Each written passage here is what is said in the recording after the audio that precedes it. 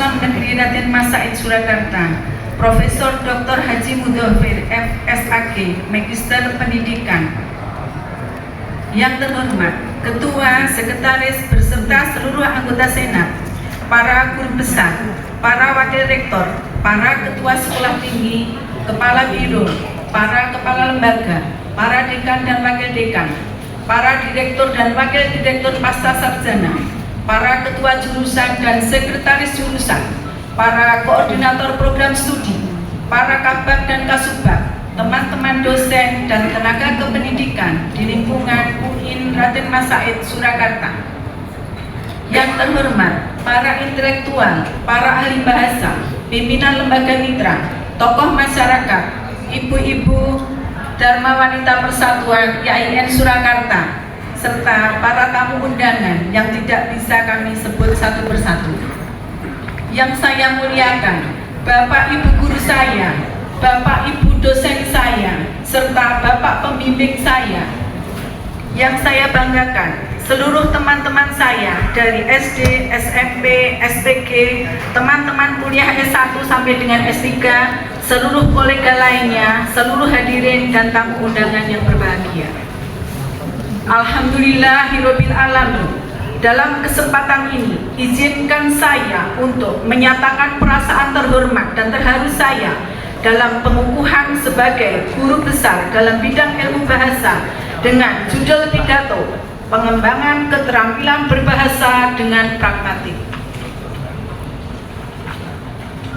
Bapak Ibu yang berbahagia, manusia sebagai makhluk sosial memerlukan alat untuk berkomunikasi dengan sesamanya. Dalam berkomunikasi memerlukan alat dan simbol-simbol yang bisa dipahami dalam suatu kelompok. Salah satu simbol itu adalah bahasa, baik lisan maupun tulisan. Berbahasa merupakan ciri khas manusia. Keunikan manusia sebenarnya bukan terletak pada kemampuan berpikirnya, melainkan pada kemampuan berbahasanya. Sebab dalam berpikirnya, manusia menggunakan simbol-simbol bahasa. Dalam berkomunikasi, bahasa tidak hanya menjadi alat, tetapi juga merupakan ciri dari derajat penggunanya. Manusia dapat berpikir dengan baik ditunjukkan melalui bahasanya. Oleh karena itu, kemampuan berkomunikasi merupakan kemampuan yang harus dimiliki setiap orang. Proses atau kemampuan berbahasa diajarkan juga di dalam pendidikan secara umum. Proses pendidikan melahirkan manusia untuk berpikir dan berkomunikasi, mengaktualisasikan pikirannya, baik verbal maupun non-verbal, baik lisan maupun tulisan. Output langsung dari proses tersebut adalah kemampuan berkomunikasi dengan menggunakan bahasa sesuai nilai-nilai etika maupun agama dari lingkungan masyarakatnya.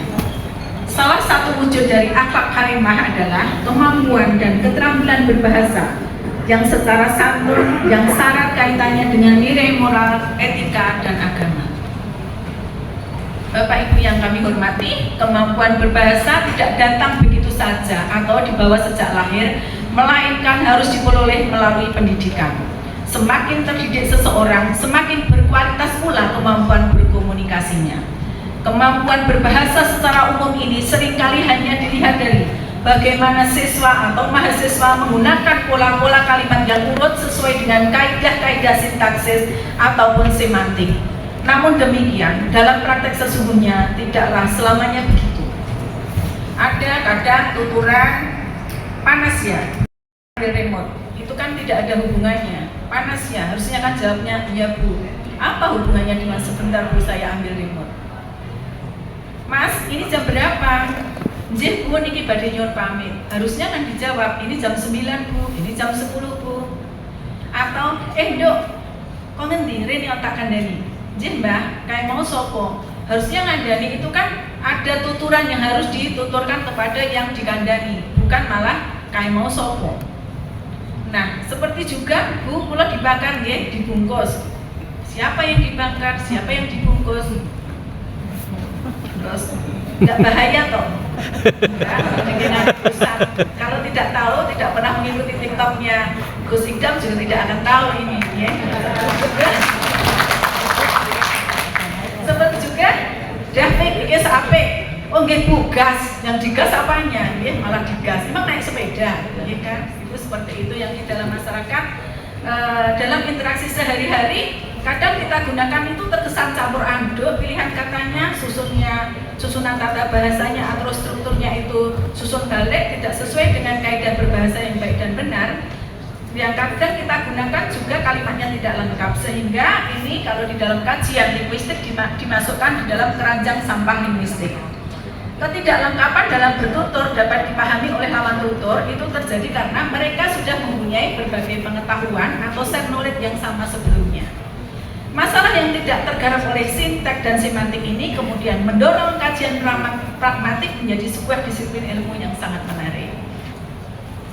Nah, ini sekilas tentang pragmatik. Saya hanya akan membacakan sedikit bahwa dalam kajian pragmatik itu tindak tutur atau kalimat dikenal dengan nama atau istilah speech act. Di dalamnya terdapat pemahaman bahwa aktivitas bertutur itu tidak hanya terbatas menuturkan sesuatu, tetapi juga melakukan suatu tindakan atas dasar tuturan itu. Dengan demikian, apabila penutur menuturkan sesuatu, penutur juga melakukan sesuatu, yaitu how to do things with word. Dengan menuturkan sebuah tuturan, penutur memiliki tujuan yang ingin dicapai dari mitra tuturnya. Pragmatik juga merupakan cabang ilmu bahasa yang mengkaji pada maksud pembicara atau the speaker's meaning, yang melatar belakangi sebuah tuturan. Kowe ngomong ki maksudmu piye? Salah satu yang menarik pada kajian ini terletak pada maksud, implication atau implikator, dan daya tuturan yang tidak pernah tetap karena sangat tergantung situasi dan kondisi konteks yang mengiringi tuturan itu. Sehingga aduh diucapkan di kamar, diucapkan waktu kecelakaan dan lain sebagainya akan berbeda artinya. Sehingga pragmatik dikenal juga dengan studi bahasa yang mendasarkan analisisnya pada konteks. Bapak Ibu, kenapa saya memilih pragmatik sebagai peningkatan keterampilan berbahasa? Karena di dalam pragmatik hari ini ada pergeseran, atau di dalam studi linguistik ada pergeseran dari prinsip formalisme menjadi fungsionalisme, gramatikal sentris ke pragmatikal sentris, kaidah ke masalah, dan dalam pragmatik terdapat hubungan dengan cabang studi ilmu lainnya, yaitu dengan gramatikal, semantik, sosiolinguistik, dan psikolinguistik. Kemudian seseorang dapat dikatakan mempunyai kompetensi komunikatif atau keterampilan berbahasa apabila mereka juga mempunyai kompetensi pragmatik.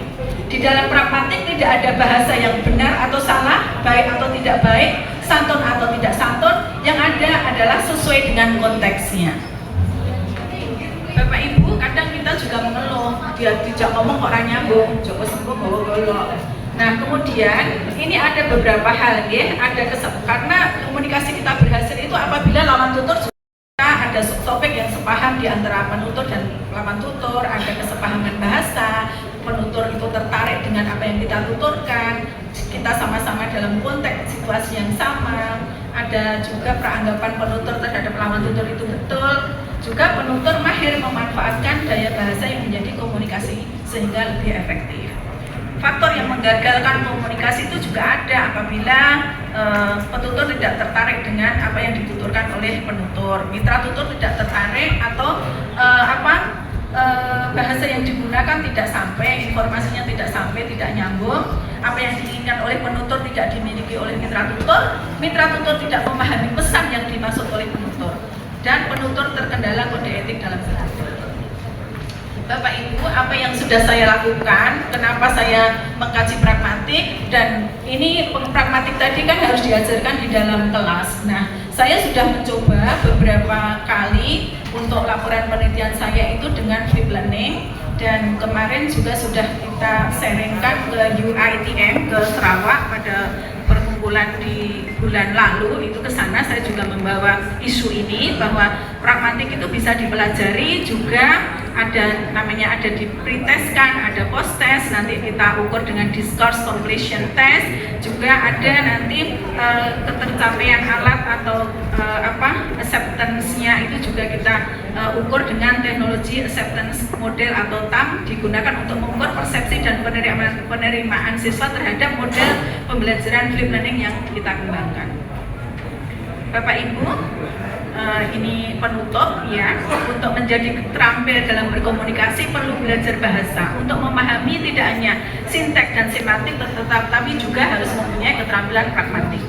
Dengan pengetahuan berbahasa yang lengkap, penutur dan lawan tutur tidak akan dengan bahasa yang lengkap, penutur dan lawan tutur akan merasa nyaman dalam berkomunikasi karena strategi dan pilihan bahasa yang mereka gunakan tepat. Pemahaman ini perlu diajarkan karena keterampilan berbahasa itu perlu dipelajari. Bapak Ibu, walaupun sudah saya tutup, saya duduk di sini, saya bisa berdiri di sini itu tidak hanya karena diri saya, tetapi beberapa hal atau beberapa pihak yang saya ingin mengucapkan terima kasih. Terima kasih dalam kesempatan ini saya haturkan kepada berbagai pihak, baik secara langsung maupun tidak langsung, perorangan maupun lembaga yang telah memberikan kontribusi dalam pencapaian akademik tertinggi saya ini.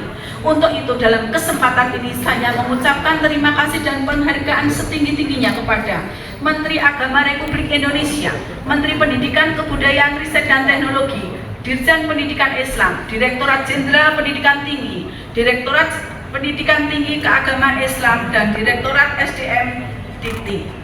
Kepada Ayahanda S. Handoyo Winarno almarhum dan Ibu Hajah Sri Suwanti yang telah memberikan dasar-dasar utama yang sangat penting dalam membentuk karakter pada saya serta memotivasi saya, khususnya Ibunda yang tiada henti memohon dan bermunajat semoga anak keturunannya bisa mandiri dan bermanfaat bagi keluarga dan masyarakat.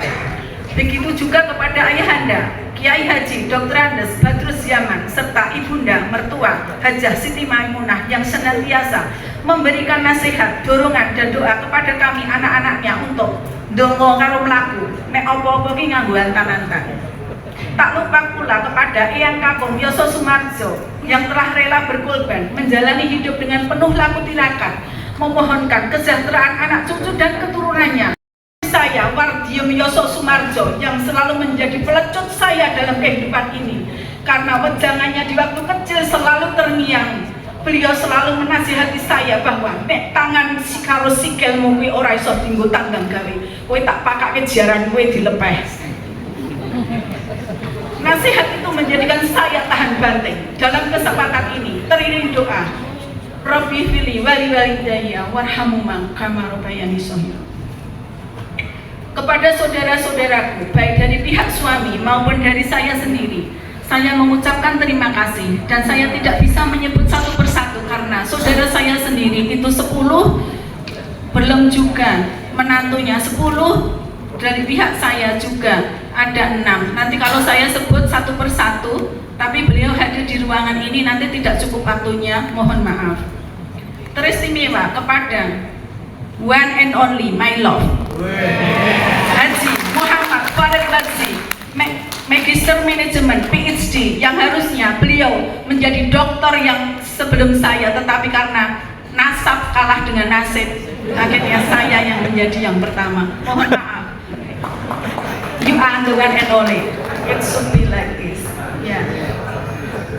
Kepada anak hamba, anak saya, Dr. Muhammad Taufan Akbar, Magister Manajemen, yang sekarang berdinas di Rumah Sakit Kasih Ibu. Juga anak saya, Dr. Gigi Maika Ratri, Magister Kesejahteraan Masyarakat di Klinik Swadental, serta anak saya Muhammad Johansyah Maulana SH yang sedang mengambil Magister Hukum di Universitas Muhammadiyah Surakarta, serta cucu saya Farel Muhammad Akbar dan Kirani Samara dengan karakter dan keceriaan, kelucuannya yang bisa memberikan kekuatan saya sehingga saya bisa menerapkan kata syukur, sabar dan ikhlas. Robi habli minas solihin. Bapak Ibu, saya juga ingin mengucapkan kepada Bapak Ibu guru saya yang dari pada kesempatan ini saya tidak bisa menghadirkan, sudah banyak beliau yang sudah mendahului kita. Guru-guru saya SMP juga dan guru-guru SMA saya masih ada 12 orang. Nanti akan meminta waktu tersendiri. Setelah acara ini kami akan bersilaturahmi dan saling bernostalgia di suatu tempat di Boyolali nanti. Dan untuk Bapak Rektor yang selalu menawari saya, Bu, ayo tak tanda tangani. Padahal saya sudah di Jakarta pengen ditandatangani terus Pak Rektor. Saking pengennya saya guru besar ini juga. Terima kasih Pak Rektor. Juga kepada tim PAK saya di grup ikhtiar kita hari ini datang. Terima kasih supportnya sampai berdarah-darah, sampai demam untuk menyusun PAK-nya. Juga kepada guru-guru saya yang hari ini hadir, Prof. Endang Fauziati, terima kasih. Ada Prof. Cernika, ada profesor-profesor yang lain. Terima kasih Pak, saya berdiri di sini karena panjenengan semua. Dan juga seluruh saudara penulis, sahabat dan adetolan dari seluruh sivitas akademika UIN dan Masa yang tidak kami bisa sebut satu persatu, yang ikut andil dalam kontribusi baik langsung maupun tidak langsung memberikan dorongan moral maupun material sehingga saya bisa berada di posisi ini. Saya mengucapkan beribu terima kasih, teriring doa semoga amal baik Bapak Ibu Saudara dan hadirin semuanya mendapatkan pahala dan menjadi catatan amal baik. Mohon maaf segala kekurangan saya. Saya akan mengakhiri Cikini ke Gondang Dia. Saya berdiri Islam Negeri Raden Mas Said Surakarta, Profesor Dr. Haji Mudhofir FSAG, Magister Pendidikan. Yang terhormat Ketua, Sekretaris beserta seluruh anggota Senat, para guru besar, para wakil rektor, para ketua sekolah tinggi, kepala biro, para kepala lembaga, para dekan dan wakil dekan, para direktur dan wakil direktur pasca sarjana, para ketua jurusan dan sekretaris jurusan, para koordinator program studi, para kabak dan kasubag, teman-teman dosen dan tenaga kependidikan di lingkungan UIN Raden Mas Said Surakarta. Yang terhormat para intelektual, para ahli bahasa, pimpinan lembaga mitra, tokoh masyarakat, ibu-ibu Dharma Wanita Persatuan YIN Surakarta, serta para tamu undangan yang tidak bisa kami sebut satu persatu. Yang saya muliakan, Bapak Ibu guru saya, Bapak Ibu dosen saya, serta Bapak pembimbing saya. Yang saya banggakan, seluruh teman-teman saya dari SD, SMP, STG, teman-teman kuliah S1 sampai dengan S3, seluruh kolega lainnya, seluruh hadirin dan tamu undangan yang berbahagia. Alhamdulillahirabbil alamin. Dalam kesempatan ini, izinkan saya untuk menyatakan perasaan terhormat dan terharu saya dalam pengukuhan sebagai guru besar dalam bidang ilmu bahasa dengan judul pidato pengembangan keterampilan berbahasa dengan pragmatik. Bapak Ibu yang berbahagia, manusia sebagai makhluk sosial memerlukan alat untuk berkomunikasi dengan sesamanya. Dalam berkomunikasi memerlukan alat dan simbol-simbol yang bisa dipahami dalam suatu kelompok. Salah satu simbol itu adalah bahasa, baik lisan maupun tulisan. Berbahasa merupakan ciri khas manusia. Keunikan manusia sebenarnya bukan terletak pada kemampuan berpikirnya, melainkan pada kemampuan berbahasanya. Sebab dalam berpikirnya, manusia menggunakan simbol-simbol bahasa. Dalam berkomunikasi, bahasa tidak hanya menjadi alat, tetapi juga merupakan ciri dari derajat penggunanya. Manusia dapat berpikir dengan baik ditunjukkan melalui bahasanya. Oleh karena itu, kemampuan berkomunikasi merupakan kemampuan yang harus dimiliki setiap orang. Proses atau kemampuan berbahasa diajarkan juga di dalam pendidikan secara umum. Proses pendidikan melahirkan manusia untuk berpikir dan berkomunikasi, mengaktualisasikan pikirannya, baik verbal maupun non-verbal, baik lisan maupun tulisan. Secara langsung dari proses tersebut adalah kemampuan berkomunikasi dengan menggunakan bahasa sesuai nilai-nilai etika maupun agama dari lingkungan masyarakatnya. Salah satu wujud dari akhlak karimah adalah kemampuan dan keterampilan berbahasa yang secara santun, yang syarat kaitannya dengan nilai moral, etika, dan agama. Bapak Ibu yang kami hormati, kemampuan berbahasa tidak datang begitu saja atau dibawa sejak lahir, melainkan harus diperoleh melalui pendidikan. Semakin terdidik seseorang, semakin berkualitas pula kemampuan berkomunikasinya. Kemampuan berbahasa secara umum ini seringkali hanya dilihat dari bagaimana siswa atau mahasiswa menggunakan pola-pola kalimat yang urut sesuai dengan kaidah-kaidah sintaksis ataupun semantik.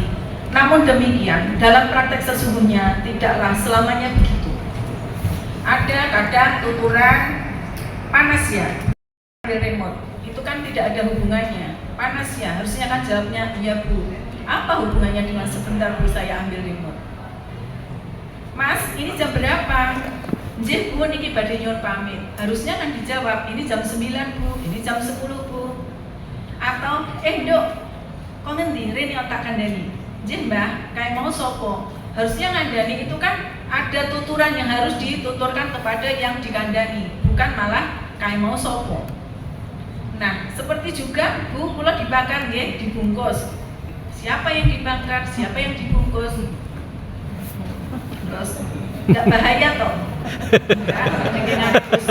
Kalau tidak tahu, tidak pernah mengikuti TikToknya Gus Idam juga tidak akan tahu ini ya. Seperti juga David bikin ape, oh nggih Bu, gas, yang digas apanya? Ya malah digas, emang naik sepeda, ya kan? Itu seperti itu yang di dalam masyarakat, dalam interaksi sehari-hari. Kadang kita gunakan itu terkesan campur aduk, pilihan katanya, susunan tata bahasanya atau strukturnya itu susun balik, tidak sesuai dengan kaidah berbahasa yang baik dan benar. Yang kadang kita gunakan juga kalimatnya tidak lengkap, sehingga ini kalau di dalam kajian linguistik dimasukkan di dalam keranjang sampah linguistik. Ketidaklengkapan dalam bertutur dapat dipahami oleh lawan tutur itu terjadi karena mereka sudah mempunyai berbagai pengetahuan atau set knowledge yang sama sebelumnya. Masalah yang tidak tergarap oleh sinteks dan semantik ini kemudian mendorong kajian pragmatik menjadi sebuah disiplin ilmu yang sangat menarik. Nah, ini sekilas tentang pragmatik. Saya hanya akan membacakan sedikit bahwa dalam kajian pragmatik itu tindak tutur atau kalimat dikenal dengan nama atau istilah speech act. Di dalamnya terdapat pemahaman bahwa aktivitas bertutur itu tidak hanya terbatas menuturkan sesuatu, tetapi juga melakukan suatu tindakan atas dasar tuturan itu. Dengan demikian, apabila penutur menuturkan sesuatu, penutur juga melakukan sesuatu, yaitu how to do things with word. Dengan menuturkan sebuah tuturan, penutur memiliki tujuan yang ingin dicapai dari mitra tuturnya. Pragmatik juga merupakan cabang ilmu bahasa yang mengkaji pada maksud pembicara atau the speaker's meaning, yang melatar belakangi sebuah tuturan. Kowe ngomong ngono ki maksudmu piye? Salah satu yang menarik pada kajian ini terletak pada maksud, implication atau implikatur, dan daya tuturan yang tidak pernah tetap karena sangat tergantung situasi dan kondisi konteks yang mengiringi tuturan itu. Sehingga aduh diucapkan di kamar, diucapkan waktu kecelakaan dan lain sebagainya akan berbeda artinya. Sehingga pragmatik dikenal juga dengan studi bahasa yang mendasarkan analisisnya pada konteks. Bapak Ibu, kenapa saya memilih pragmatik sebagai peningkatan keterampilan berbahasa? Karena di dalam pragmatik hari ini ada pergeseran, atau di dalam studi linguistik ada pergeseran dari prinsip formalisme menjadi fungsionalisme, gramatikal sentris ke pragmatikal sentris, kaidah ke masalah, dan dalam pragmatik terdapat hubungan dengan cabang studi ilmu lainnya, yaitu dengan gramatikal, semantik, sosiolinguistik, dan psikolinguistik. Kemudian seseorang dapat dikatakan mempunyai kompetensi komunikatif atau keterampilan berbahasa apabila mereka juga mempunyai kompetensi pragmatik. Di dalam pragmatik tidak ada bahasa yang benar atau salah, baik atau tidak baik, santun atau tidak santun, yang ada adalah sesuai dengan konteksnya. Bapak Ibu, kadang kita juga mengeluh, dia tidak ngomong kok orang nyambung, Joko sembuh bawa golok. Nah, kemudian ini ada beberapa hal ya, karena komunikasi kita berhasil itu apabila lawan tutur juga ada topik yang sepaham di antara penutur dan lawan tutur, ada kesepahaman bahasa, penutur itu tertarik dengan apa yang kita tuturkan, kita sama-sama dalam konteks situasi yang sama, ada juga peranggapan penutur terhadap lawan tutur itu betul, juga penutur mahir memanfaatkan daya bahasa yang menjadi komunikasi sehingga lebih efektif. Faktor yang menggagalkan komunikasi itu juga ada apabila penutur tidak tertarik dengan apa yang dituturkan oleh penutur, mitra tutur tidak tertarik atau bahasa yang digunakan tidak sampai, informasinya tidak sampai, tidak nyambung, apa yang diinginkan oleh penutur tidak dimiliki oleh mitra tutur tidak memahami pesan yang dimaksud oleh penutur, dan penutur terkendala kode etik dalam bertutur.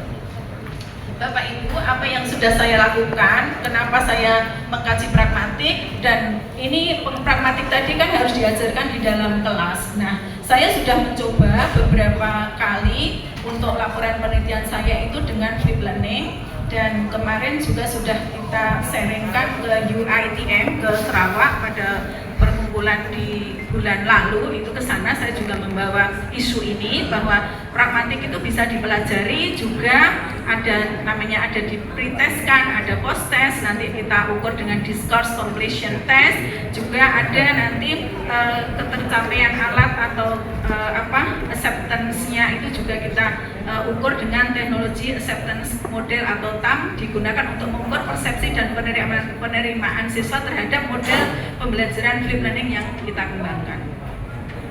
Bapak Ibu, ini penutup ya. Untuk menjadi terampil dalam berkomunikasi perlu belajar bahasa untuk memahami tidak hanya sinteks dan semantik, tetapi juga harus mempunyai keterampilan pragmatik. Dengan pengetahuan berbahasa yang lengkap, penutur dan lawan tutur tidak akan dengan bahasa yang lengkap, penutur dan lawan tutur akan merasa nyaman dalam berkomunikasi karena strategi dan pilihan bahasa yang mereka gunakan tepat. Pemahaman ini perlu diajarkan karena keterampilan berbahasa itu perlu dipelajari. Bapak Ibu, walaupun sudah saya tutup, saya duduk di sini, saya bisa berdiri di sini itu tidak hanya karena diri saya, tetapi beberapa hal atau beberapa pihak yang saya ingin mengucapkan terima kasih. Terima kasih dalam kesempatan ini saya haturkan kepada berbagai pihak, baik secara langsung maupun tidak langsung, perorangan maupun lembaga yang telah memberikan kontribusi dalam pencapaian akademik tertinggi saya ini. Untuk itu dalam kesempatan ini saya mengucapkan terima kasih dan penghargaan setinggi-tingginya kepada Menteri Agama Republik Indonesia, Menteri Pendidikan, Kebudayaan, Riset dan Teknologi, Dirjen Pendidikan Islam, Direktorat Jenderal Pendidikan Tinggi, Direktorat Pendidikan Tinggi Keagamaan Islam, dan Direktorat SDM Dikti. Kepada Ayahanda S. Handoyo Winarno almarhum dan Ibu Hajah Sri Suwanti yang telah memberikan dasar-dasar utama yang sangat penting dalam membentuk karakter pada saya serta memotivasi saya, khususnya Ibunda yang tiada henti memohon dan bermunajat semoga anak keturunannya bisa mandiri dan bermanfaat bagi keluarga dan masyarakat. Begitu juga kepada Ayahanda Kiai Haji Dr. Andes Badrus Zaman serta Ibunda mertua Hajah Siti Maimunah yang senantiasa memberikan nasihat, dorongan dan doa kepada kami anak-anaknya untuk dongo karo mlaku mek apa-apa ki nganggo antan-antan. Tak lupa pula kepada Eyang Kakung Yoso Sumarjo yang telah rela berkorban menjalani hidup dengan penuh laku tirakat, memohonkan kesejahteraan anak cucu dan keturunannya. Saya Wardiem Yoso Sumarjo yang selalu menjadi pelecut saya dalam kehidupan ini karena wejangannya di waktu kecil selalu terngiang. Beliau selalu menasihati saya bahwa nek tangan si karo sikilmu kuwi ora iso dienggo tanggang gawe, kowe tak pakake jaran kowe dilepeh. Nasihat itu menjadikan saya tahan banting. Dalam kesempatan ini teriring doa, Rabbi fili wali walidayya warhamhuma kama rabbayani shaghira. Kepada saudara-saudaraku, baik dari pihak suami maupun dari saya sendiri, saya mengucapkan terima kasih dan saya tidak bisa menyebut satu persatu karena saudara saya sendiri itu 10, belum juga menantunya 10, dari pihak saya juga ada 6. Nanti kalau saya sebut satu persatu, tapi beliau hadir di ruangan ini nanti tidak cukup waktunya, mohon maaf. Teristimewa kepada one and only my love Haji Muhammad Farid Badzi, Magister Manajemen PhD, yang harusnya beliau menjadi doktor yang sebelum saya, tetapi karena nasab kalah dengan nasib, akhirnya saya yang menjadi yang pertama. Mohon maaf. You are the one and only. It should be like this. Ya. Kepada anak hamba, anak saya, Dr. Muhammad Taufan Akbar, Magister Manajemen, yang sekarang berdinas di Rumah Sakit Kasih Ibu, Juga anak saya, Dr. Gigi Maika Ratri, Magister Kesejahteraan Masyarakat di Klinik Swadental, serta anak saya Muhammad Johan Syah Maulana SH yang sedang mengambil Magister Hukum di Universitas Muhammadiyah Surakarta, serta cucu saya Farel Muhammad Akbar dan Kirani Samara dengan karakter dan keceriaan, kelucuannya yang bisa memberikan kekuatan saya sehingga saya bisa menerapkan kata syukur, sabar, dan ikhlas. Robi habli minas solihin. Bapak Ibu, saya juga ingin mengucapkan kepada Bapak Ibu guru saya yang pada kesempatan bisa tidak bisa menghadirkan, sudah banyak beliau yang sudah mendahului kita. Guru-guru saya SMP juga dan guru-guru SMA saya masih ada 12 orang. Nanti akan meminta waktu tersendiri. Setelah acara ini kami akan bersilaturahmi dan saling bernostalgia di suatu tempat di Boyolali nanti. Dan untuk Bapak Rektor yang selalu menawari saya, Bu, ayo tak tanda tangani. Padahal saya sudah di Jakarta pengen ditandatangani terus Pak Rektor.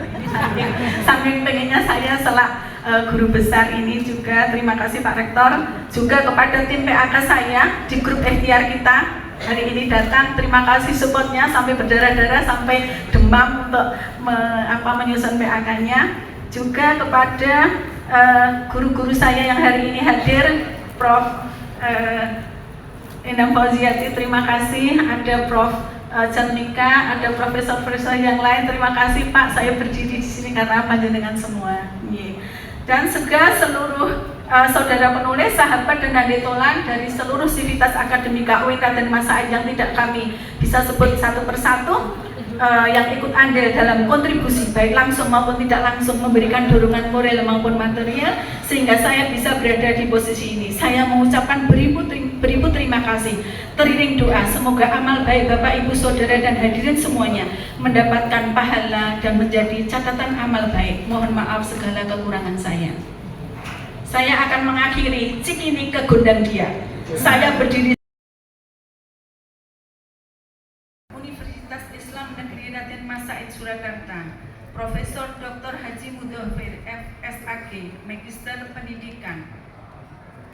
Yang terhormat Ketua, Sekretaris, beserta seluruh anggota Senat, para guru besar, para wakil rektor, para ketua sekolah tinggi, kepala biro, para kepala lembaga, para dekan dan wakil dekan, para direktur dan wakil direktur pasca sarjana, para ketua jurusan dan sekretaris jurusan, para koordinator program studi, para kabak dan kasubag, teman-teman dosen dan tenaga kependidikan di lingkungan UIN Raden Mas Said Surakarta. Yang terhormat para intelektual, para ahli bahasa, pimpinan lembaga mitra, tokoh masyarakat, ibu-ibu Dharma Wanita Persatuan YIN Surakarta, serta para tamu undangan yang tidak bisa kami sebut satu persatu. Yang saya muliakan, Bapak Ibu guru saya, Bapak Ibu dosen saya, serta Bapak pembimbing saya.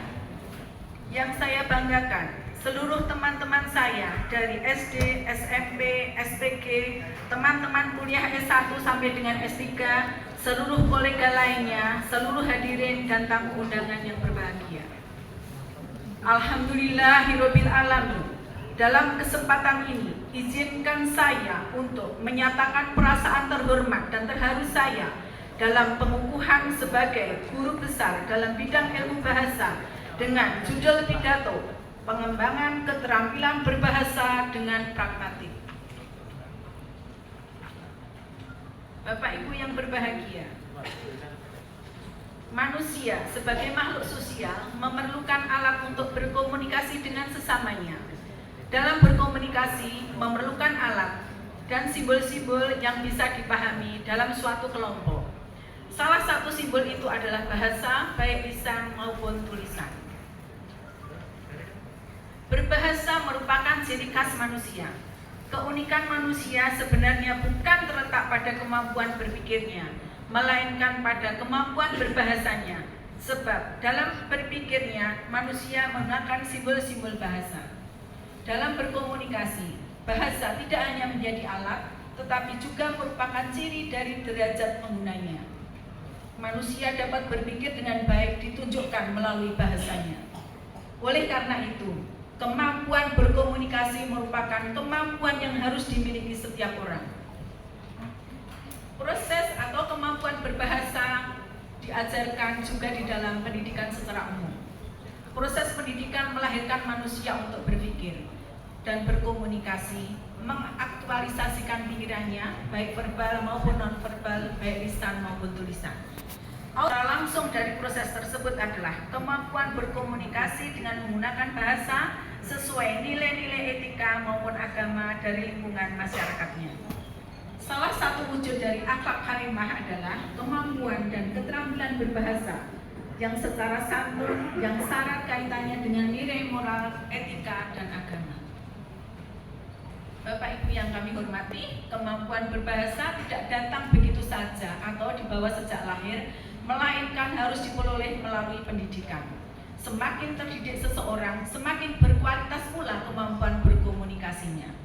Kemampuan berbahasa secara umum ini seringkali hanya dilihat dari bagaimana siswa atau mahasiswa menggunakan pola-pola kalimat yang urut sesuai dengan kaidah-kaidah sintaksis ataupun semantik. Namun demikian, dalam praktek sesungguhnya tidaklah selamanya begitu. Ada kadang tuturan panas ya, ambil remote, itu kan tidak ada hubungannya. Panas ya, harusnya kan jawabnya, iya Bu. Apa hubungannya dengan sebentar Bu saya ambil remote? Mas, ini jam berapa? Nggih Bu, niki badhe nyuwun pamit. Harusnya kan dijawab, ini jam 9 Bu, ini jam 10 Bu. Atau, Nduk, kok ngendi rene tak kandhani? Nggih Mbah, kayak mau sopo. Harusnya ngandani itu kan ada tuturan yang harus dituturkan kepada yang dikandani, bukan malah kayak mau sopo. Nah, seperti juga Bu, kula dibakar nggih, dibungkus. Siapa yang dibakar, siapa yang dibungkus? Terus enggak bahaya toh?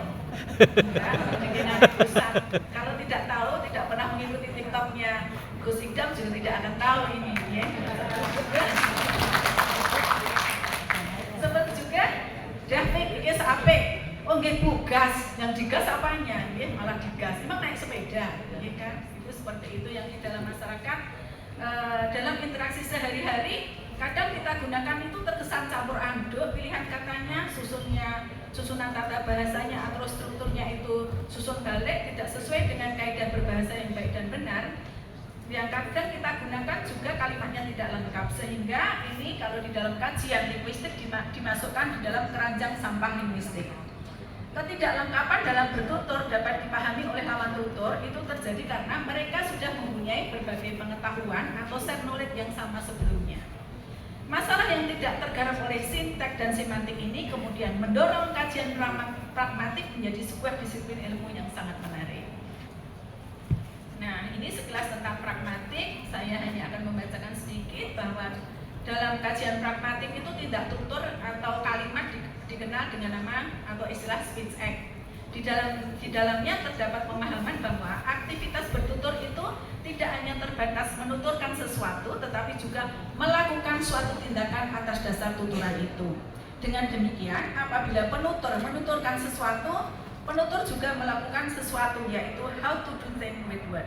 Dengan menuturkan sebuah tuturan, penutur memiliki tujuan yang ingin dicapai dari mitra tuturnya.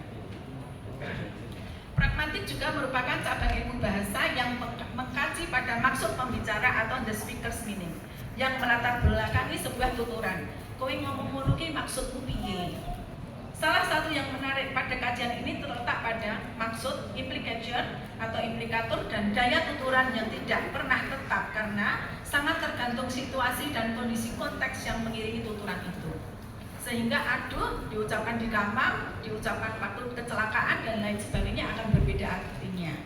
Sehingga pragmatik dikenal juga dengan studi bahasa yang mendasarkan analisisnya pada konteks. Bapak Ibu, kenapa saya memilih pragmatik sebagai peningkatan keterampilan berbahasa? Karena di dalam pragmatik hari ini ada pergeseran, atau di dalam studi linguistik ada pergeseran dari prinsip formalisme menjadi fungsionalisme, gramatikal sentris ke pragmatikal sentris, kaidah ke masalah, dan dalam pragmatik terdapat hubungan dengan cabang studi ilmu lainnya, yaitu dengan gramatikal, semantik, sosiolinguistik, dan psikolinguistik.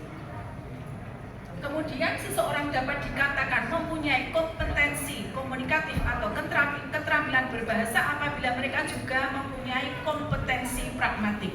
Di dalam pragmatik tidak ada bahasa yang benar atau salah, baik atau tidak baik, santun atau tidak santun, yang ada adalah sesuai dengan konteksnya. Bapak Ibu, kadang kita juga mengeluh, dia tidak ngomong kok ora nyambung, Joko sembuh bawa golok. Nah, kemudian ini ada beberapa hal ya, karena komunikasi kita berhasil itu apabila lawan tutur juga ada topik yang sepaham di antara penutur dan lawan tutur, ada kesepahaman bahasa, penutur itu tertarik dengan apa yang kita tuturkan, kita sama-sama dalam konteks situasi yang sama, ada juga peranggapan penutur terhadap lawan tutur itu betul, juga penutur mahir memanfaatkan daya bahasa yang menjadi komunikasi sehingga lebih efektif. Faktor yang menggagalkan komunikasi itu juga ada apabila penutur tidak tertarik dengan apa yang dituturkan oleh penutur, mitra tutur tidak tertarik atau bahasa yang digunakan tidak sampai, informasinya tidak sampai, tidak nyambung, apa yang diinginkan oleh penutur tidak dimiliki oleh mitra tutur tidak memahami pesan yang dimaksud oleh penutur, dan penutur terkendala kode etik dalam bertutur.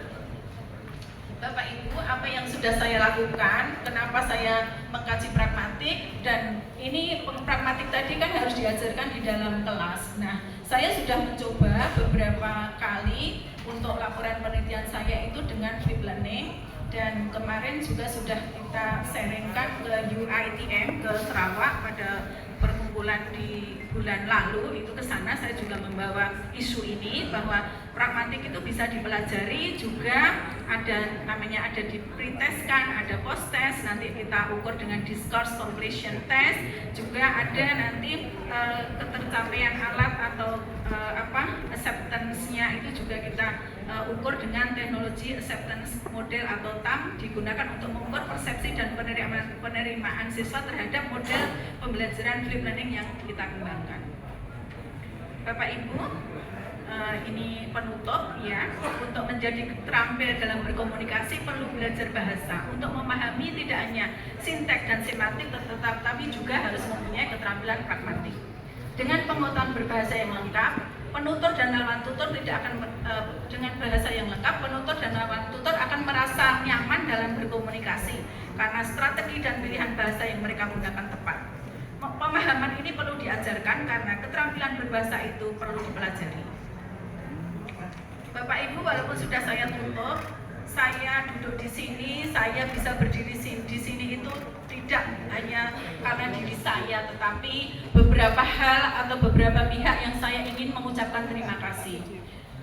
Terima kasih dalam kesempatan ini saya haturkan kepada berbagai pihak, baik secara langsung maupun tidak langsung, mau perorangan maupun lembaga yang telah memberikan kontribusi dalam pencapaian akademik tertinggi saya ini. Untuk itu dalam kesempatan ini saya mengucapkan terima kasih dan penghargaan setinggi-tingginya kepada Menteri Agama Republik Indonesia, Menteri Pendidikan, Kebudayaan, Riset dan Teknologi, Dirjen Pendidikan Islam, Direktorat Jenderal Pendidikan Tinggi, Direktorat Pendidikan Tinggi Keagamaan Islam, dan Direktorat SDM Dikti. Kepada Ayahanda S. Handoyo Winarno almarhum dan Ibu Hajah Sri Suwanti yang telah memberikan dasar-dasar utama yang sangat penting dalam membentuk karakter pada saya serta memotivasi saya, khususnya Ibunda yang tiada henti memohon dan bermunajat semoga anak keturunannya bisa mandiri dan bermanfaat bagi keluarga dan masyarakat. Begitu juga kepada Ayahanda Kiai Haji Dr. Andes Badrus Zaman serta Ibunda mertua Hajah Siti Maimunah yang senantiasa memberikan nasihat, dorongan dan doa kepada kami anak-anaknya untuk dongo karo mlaku nek apa-apa ki nganggo antan-antan. Tak lupa pula kepada Eyang Kakung Yoso Sumarjo yang telah rela berkorban menjalani hidup dengan penuh laku tirakat, memohonkan kesejahteraan anak cucu dan keturunannya. Saya Wardiem Yoso Sumarjo yang selalu menjadi pelecut saya dalam kehidupan ini karena wejangannya di waktu kecil selalu terngiang. Beliau selalu menasihati saya bahwa nek tangan si karo sikilmu kuwi ora iso dienggo tanggang gawe, kowe tak pakake jaran kowe dilepeh. Nasihat itu menjadikan saya tahan banting. Dalam kesempatan ini teriring doa, Rabbi fili wali walidayya warhamhuma kama rabbayani shaghira. Kepada saudara-saudaraku, baik dari pihak suami maupun dari saya sendiri, saya mengucapkan terima kasih, dan saya tidak bisa menyebut satu persatu karena saudara saya sendiri itu 10, belum juga menantunya 10, dari pihak saya juga ada 6. Nanti kalau saya sebut satu persatu, tapi beliau hadir di ruangan ini nanti tidak cukup waktunya, mohon maaf. Teristimewa kepada one and only my love Haji Muhammad Farid Badzi, Magister Manajemen PhD, yang harusnya beliau menjadi doktor yang sebelum saya, tetapi karena nasab kalah dengan nasib, akhirnya saya yang menjadi yang pertama. Mohon maaf. You are the one and only. It should be like this. Ya. Kepada anak hamba, anak saya, Dr. Muhammad Taufan Akbar, Magister Manajemen, yang sekarang berdinas di Rumah Sakit Kasih Ibu, juga anak saya, Dr. Gigi Maika Ratri, Magister Kesejahteraan Masyarakat di Klinik Swadental, serta anak saya, Muhammad Johansyah Maulana Esa, yang sedang mengambil Magister Hukum di Universitas Muhammadiyah Surakarta, serta cucu saya, Farel Muhammad Akbar dan Kirani Samara, dengan karakter dan keceriaan, kelucuannya yang bisa memberikan kekuatan saya sehingga saya bisa menerapkan kata syukur, sabar, dan ikhlas. Robbi habli minas solihin. Bapak Ibu, saya juga ingin mengucapkan kepada Bapak Ibu guru saya yang dari pada kesempatan ini saya tidak bisa menghadirkan, sudah banyak beliau yang sudah mendahului kita. Guru-guru saya SMP juga, dan guru-guru SMA saya masih ada 12 orang. Nanti akan meminta waktu tersendiri. Setelah acara ini kami akan bersilaturahmi dan saling bernostalgia di suatu tempat di Boyolali nanti. Dan untuk Bapak Rektor yang selalu menawari saya, Bu, ayo tak tanda tangani. Padahal saya sudah di Jakarta pengen ditandatangani terus, Pak Rektor. Saking pengennya saya guru besar ini juga. Terima kasih Pak Rektor. Juga kepada tim PAK saya di grup ikhtiar kita hari ini datang. Terima kasih supportnya sampai berdarah-darah, sampai demam untuk menyusun PAK-nya. Juga kepada guru-guru saya yang hari ini hadir, Prof. Endang Fauziati, terima kasih. Ada Prof. Cernika, ada profesor-profesor yang lain. Terima kasih Pak, saya berdiri di sini karena panjenengan semua.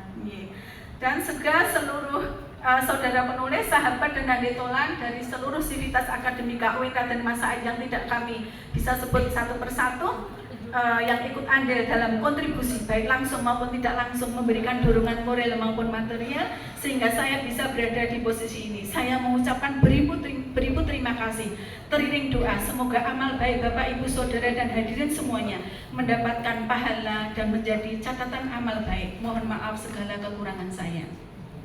Saya akan mengakhiri Cikini ke Gondang Dia. Saya berdiri di sini atas panjenengan semua. Terima kasih. Wassalamualaikum warahmatullahi wabarakatuh.